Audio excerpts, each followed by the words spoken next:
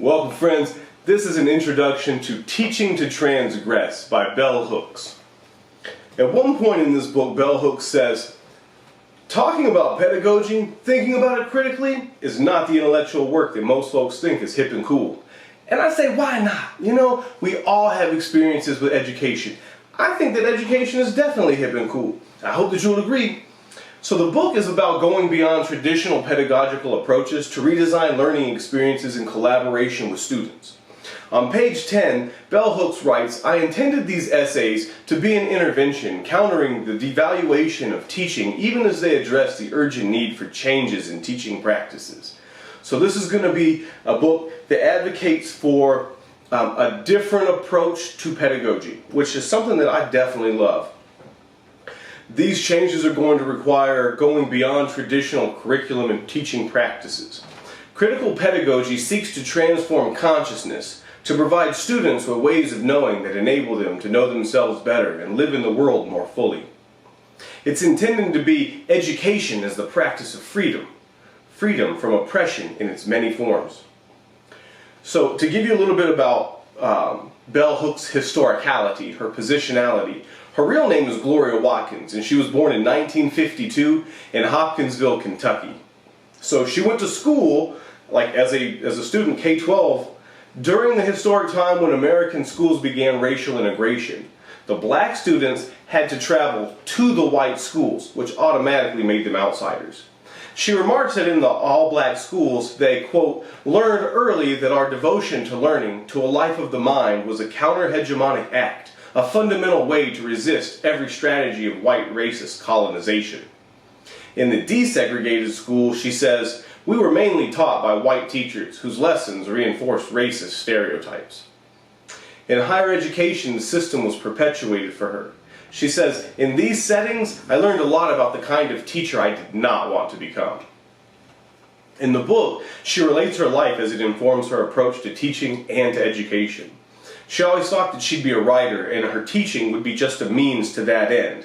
And I bet that she's not alone in that. I imagine there are a lot of teachers who want to be writers and who are only teaching to pay the bills, right? She's an author, she's a professor, a critical theorist, a feminist, and so much more. I really encourage you to look into Bell Hooks. She's a fascinating person. Her career is woven into every chapter, and it's a testament to the indivisibility of lived experience, identity, and education as a practice of liberation.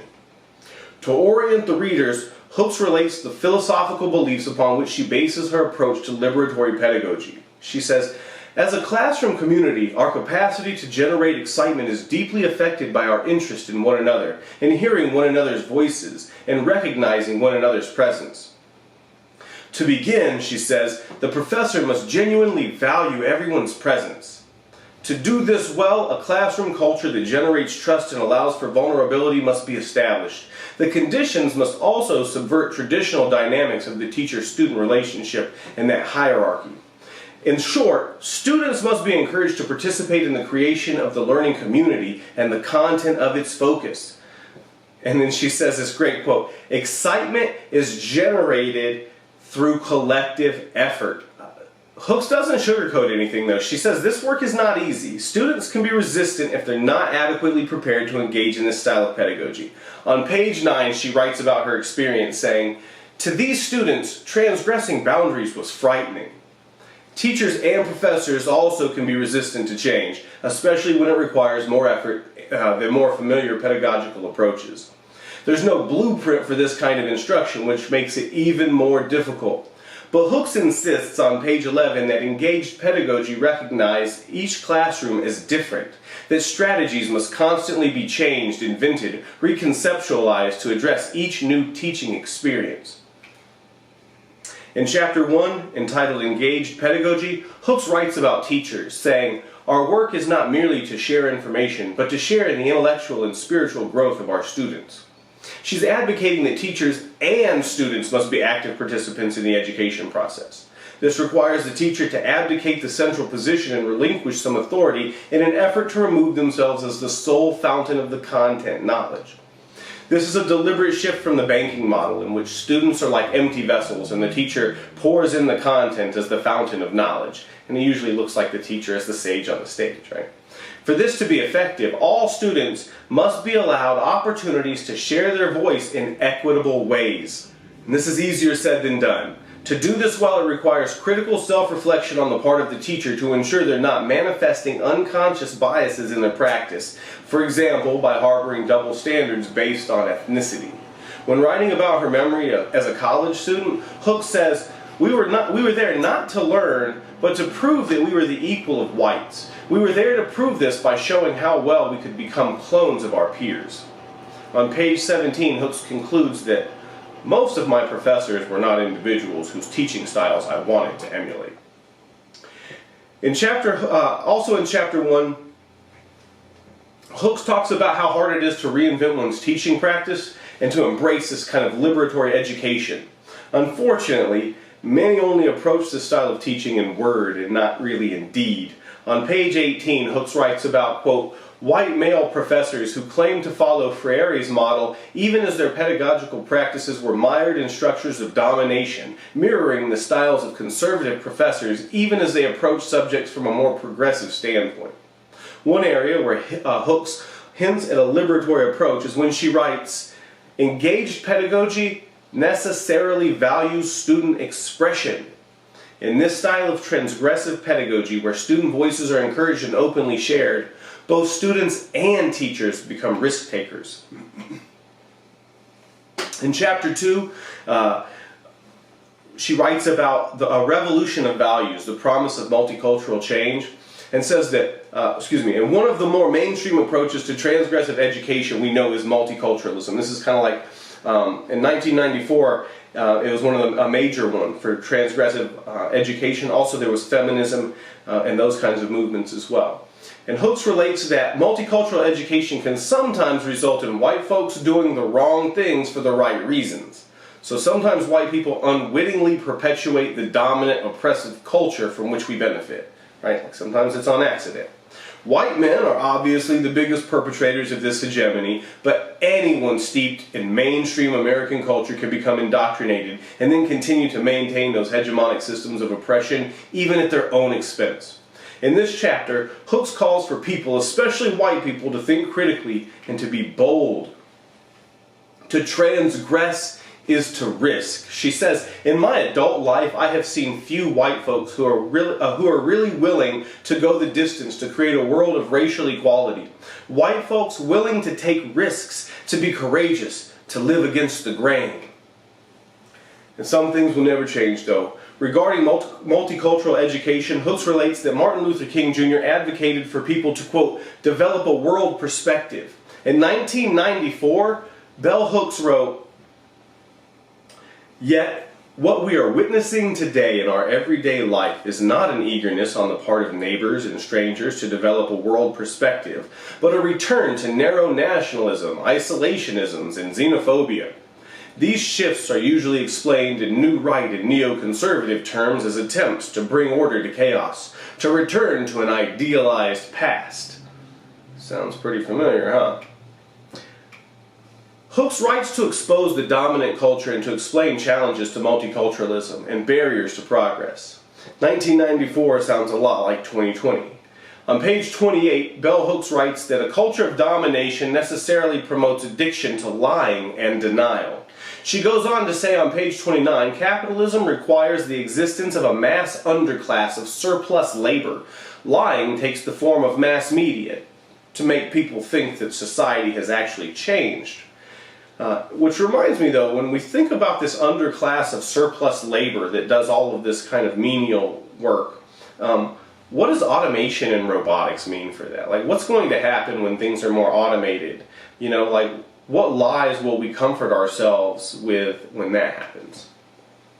In any case, lies perpetuate the dominant culture. They maintain oppression. Hooks mentions, quote, a lack of meaningful access to truth on page 29, and even today with the internet, many of us still have trouble finding credible and accurate information.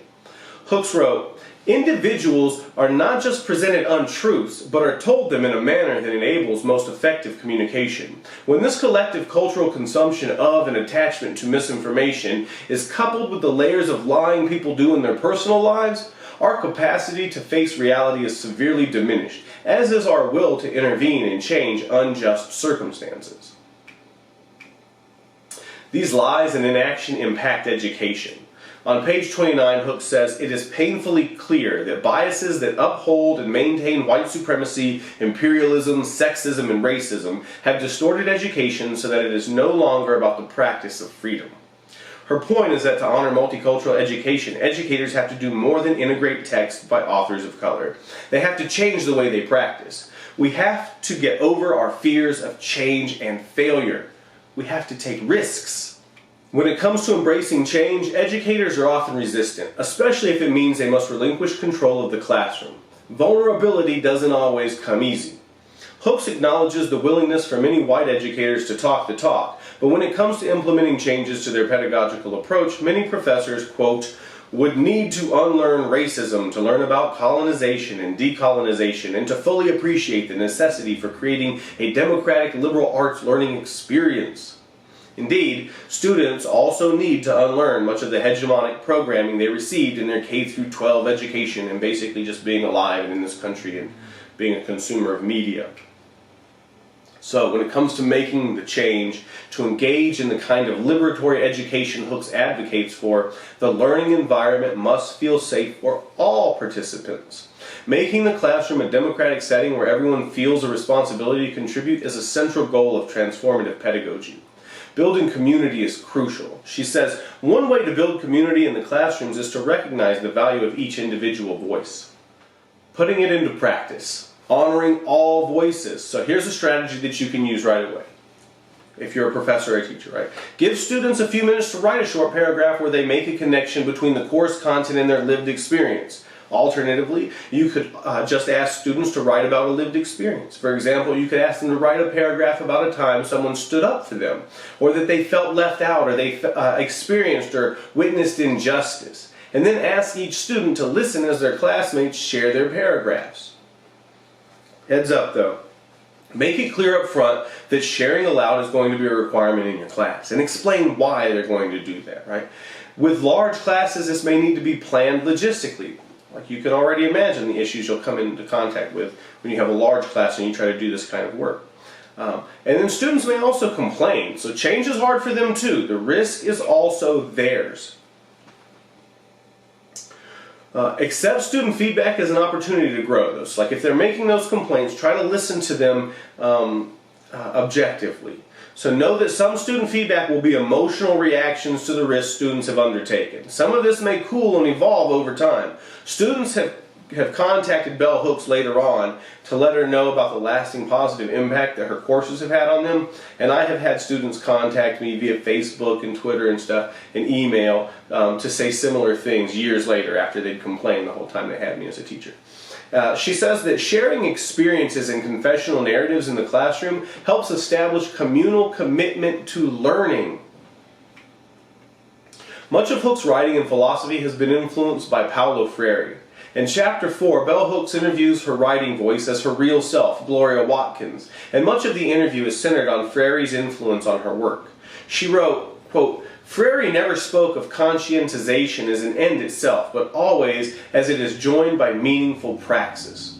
Which means that becoming critically aware of the ways in which marginalized people are oppressed is not enough if it is not joined by action and reflection. Helping authentically means helping mutually. All participants in the educational setting must benefit. To this end, the instructor must be open to criticism and growth." In Chapter 5, Theory is a Liberatory Practice, Hooks makes the argument that theory and practice cannot be separated. She says, when our lived experience of theorizing is fundamentally linked to processes of self-recovery, of collective liberation, no gap exists between theory and practice. She argues against highly abstract, jargonistic theories that are hard to articulate and harder to comprehend, saying, quote, "Any theory that cannot be shared in everyday conversation cannot be used to educate the public." In Chapter 6, Essentialism and Experience, Hooks relates another pitfall to multicultural education, the generalization of diversity. There's a danger of categorizing any single group monolithically. For example, using a single story as an example of race by holding up a work by Toni Morrison, like Beloved, as a lone example of the black struggle and the legacy of slavery. There's another author named Chimamanda Ngozi Adichie who talks about this in her TED Talk called The Danger of a Single Story, and I put a link to that in the section below this video. One strategy to mitigate such generalization in practice is to incorporate the students' lived experiences. Bell Hooks says all students, not just those from marginalized groups, seem more eager to enter energetically into classroom discussion when they perceive it as pertaining directly to them. It's difficult for oppressed or exploited groups to have a standpoint on which to critique dominant structures, she says. As a response, critical pedagogies of liberation necessarily embrace experience, confessions, and testimony as relevant ways of knowing as important, vital dimensions of any learning process. Acknowledging a student's wisdom of experience may require humility. In Chapter 7, Bell Hooks writes about feminism. It's called Holding My Sister's Hand, and she writes about the antagonism between white and black women, including among those who are feminists. She says on page 102, until we can acknowledge the negative history which shapes and informs our contemporary interaction, there can be no honest, meaningful dialogue between the two groups. And I would argue that this is true amongst lots of different groups as well. White educators cannot rely on people of color to help them understand racism. According to Hooks on page 106, assuming responsibility for examining their own responses to race was a precondition for relations on an equal footing. And one of the leading causes of burnout for activists of color are white activists trying to help. So, in any case, that came from Paul Gorski. A call to action. When it comes to acknowledging the tensions that exist between individuals of different backgrounds or races, we must not succumb to the notion that things cannot change. Such acquiescence is complicity with oppression. To counter this complicity, Bell Hooks says, we must have more written work and oral testimony documenting ways barriers are broken down, coalitions formed, and solidarity shared. In Chapter 8, which is called Feminist Thinking, Hooks says confronting one another across differences means that we must change ideas about how we learn. Rather than fearing conflict, we have to find ways to use it as a catalyst for new thinking, for growth. Conscientization without an attendant change in behavior or attitude is impotent awareness. Students can recognize hollow activism. Regarding standing in solidarity with one's convictions, Hooks writes, quote, tensions had emerged in the group between students who felt that individuals would come to class and talk feminism but not act on their beliefs in other settings. In Chapter 9, Feminist Scholarship, Hooks points out the dearth of literature about the experiences of black women in America. She advocates for more women of color to join the feminist movement, and she writes, since black feminist scholarship has always been marginalized in the academy, marginal to the existing academic hegemony as well as to the feminist mainstream, those of us who believe such work is crucial to any unbiased discussion of black experience must intensify our efforts to educate for critical consciousness. Chapter 10 is called Building a Teaching Community. Here, she's talking about engaging in critical pedagogy, and that requires changing practices to transcend traditional approaches and forge new pedagogical practices. According to Hooks, given this agenda, it is crucial that critical thinkers who want to change our teaching practices talk to one another, collaborate in a discussion that crosses boundaries and creates space for intervention. Dialogue is one way to collaborate on the work of liberatory education. She includes this great example as a dialogue between her and a white male colleague named Ron Scapp. And if you have a chance, I encourage you to check that back and forth. It's really good.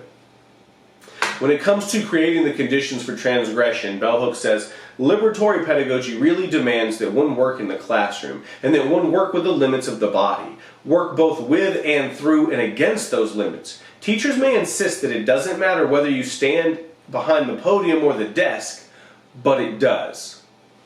She goes on to say, I know so many professors who are progressive in their politics, who have been willing to change their curriculum, but who in fact have resolutely refused to change the nature of their pedagogical practice. It cannot be enough to just say the right things. We have to do them as well. So just to keep it real, we know that changing one's practice is a pioneering act. When it came to her initial approach to liberatory education, Hooks writes, quote, "Yet I had absolutely no model, no example of what it would mean to enter a classroom and teach in a different way. Without a model, teachers must find their own way. It should be noted, quote, it takes a fierce commitment, a will to struggle, to let our work as teachers reflect progressive pedagogies. Persistence is critical as practice improves pedagogy." And don't forget about the students though. Bell Hooks says to educate for freedom then, we have to challenge and change the way everyone thinks about pedagogical process. This is especially true for students. One low-stakes strategy, you can arrange the classroom so that everyone is facing each other, like in a circle, right? This allows for everyone's presence to be recognized. In this context, students can share lived experiences, quote, "Sharing personal narratives yet linking that knowledge with academic information really enhances our capacity to know." She's encouraging her students to come to voice, which is how she puts it, which I think is great. So, students may have to be taught how to listen and how to hear one another.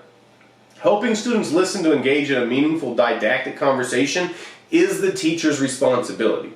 Hooks says on page 151, "One of my teaching strategies is to redirect students' attention away from my voice to one another's voices."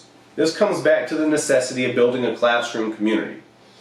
There's a caveat though. Even the best, most engaged classroom can fail under the weight of too many people, she says. So overcrowded classes mitigate the effects of liberatory pedagogy.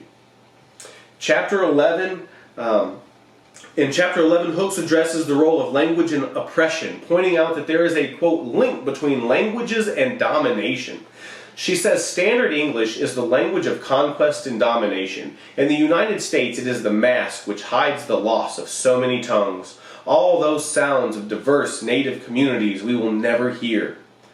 Oppressors use English to, quote, make it a weapon that can shame, humiliate, colonize. For oppressed individuals and groups, altering or warping standard English is an act of counter-hegemonic resistance. So don't make the students' language wrong, okay? Like there's the lesson right there. So to put this into practice, in her practice, Hooks encourages students to use their first language and translate it so they do not feel that seeking higher education will necessarily estrange them from that language and culture they know most intimately. In Chapter 12, Confronting Class in the Classroom, Hooks writes, "Nowhere is there a more intense silence about the reality of class differences than in educational settings." Hooks points out that traditionally Americans view the classroom as a democratic place where, quote, the desire to study and learn makes us all equal. Obedience and acquiescence are associated with middle-class values. Being loud and disruptive are associated with lower-class values. This is in the classroom. She says the attitudes and values from those materially privileged classes are imposed upon everyone via biased pedagogical strategies. She includes a warning. She says, even those professors who embrace the tenets of critical pedagogy, many of whom are white and male, still conduct their classrooms in a manner that only reinforces bourgeois models of decorum. There's a danger that a hidden curriculum can emerge that tacitly encourages students from working class backgrounds to, quote, assimilate into the mainstream. Class goes beyond economic distinctions. It also determines values, standpoint, and interests. So here's a strategy. Hooks writes, my awareness of class has been continually reinforced by my efforts to remain close to loved ones who remain in materially underprivileged class positions. This has helped me to employ pedagogical strategies that create ruptures in the established order, that promote modes of learning which challenge bourgeois hegemony. One such strategy has been the emphasis on creating in classrooms learning communities where everyone's voice can be heard, their presence recognized and valued. So for her final thoughts on class, she says, Any professor who commits to engaged pedagogy recognizes the importance of constructively confronting issues of class. That means welcoming the opportunity to alter our classroom practices creatively so that the democratic ideal of education for everyone can be realized. In chapter 13, she talks about eros, eroticism, and the pedagogical process. Bell Hooks advocates that we love our students. She makes the distinction that, quote, we must move beyond thinking of those forces solely in terms of the sexual, though that dimension need not be denied. She's not advocating that we give in to some carnal desires regarding our students, but rather that we are each honest in our thoughts and feelings that we harbor for our students and the reasons why. She relates a time when she was called out for being short with a particular student, and upon reflection she realized that she was attracted to the student and that had subconsciously influenced her interaction with this person. Student transformation is powerful. She writes, nothing about the way I was trained as a teacher really prepared me to witness my students transforming themselves. In chapter 14, she writes about ecstasy. Teaching to transgress must begin with conscientization. She says, without the capacity to think critically about ourselves and our lives, none of us would be able to move forward, to change, to grow.